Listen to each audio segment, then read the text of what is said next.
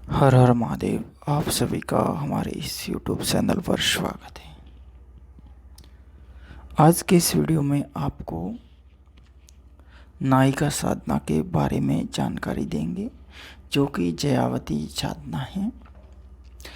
पहले तो ये जान लीजिएगा कि इस साधना को सर्वोत्तम करने का क्या फल है और उस साधना को सर्वोत्तम करने के समय का क्या अंतर होता है, वो समझ लीजिएगा। जयावती साधना एक नायिका साधना मानी जाती है, जो कि नायिकाओं की साधना है। वो प्राचीन काल से ही अति उत्तम अप्सरा की तरह मानी जाती है। तो इन साधनाओं के लिए विशेष करने के लिए या तो किसी समंदर का सहारा लिया जाता है, या फिर किसी रेगिस्तान का सहारा लिया जाता है, या फिर घने जंगल का सहारा लिया जाता है। ऐसे अजीब स्थानों का इस साधनाओं में सहारा लिया जाता है। तो यहाँ पे मैं आपको इस साधना को करने के लिए विशेष 3 महीने बताऊंगा। उन महीनों में करते हैं तो जल्दी सिद्ध होती हैं। नंबर 1, एक तो आषाढ़ माह आता है, उसके बाद श्रावण और भाद्रपद, ये 3 महीने होते हैं। इन 3 महीनों में अगर करते हैं तो ये बहुत ही अलग तरीके की साधना है।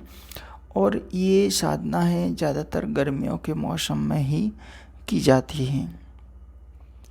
तो आप इन साधनाओं को करने के लिए क्या करें कि आप या तो किसी जंगल में कोई ऐसा सरोवर, तालाब वगैरह होता है निर्जन स्थानों, या जंगल में कोई नदी वगैरह निकलती है जहाँ पे पानी का बहाव वगैरह है, तो वहाँ पे भी जाके एकांत तरीके से इस साधना को कर सकते हैं।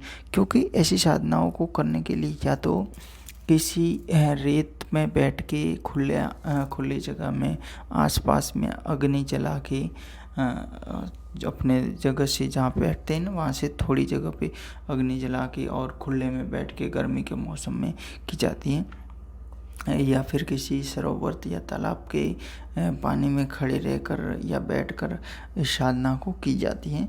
तो मैं यहाँ पे इस साधना को करने के लिए, जयावती साधना को करने के लिए आपसे कहूँगा कि आप सरोवर के पानी या सरोवर, नदी, जो कोई भी पानी का स्रोत है, तो उसके बीच में खड़े होकर बैठकर इस साधना को करें और इस साधना को एकांत जंगल में करें।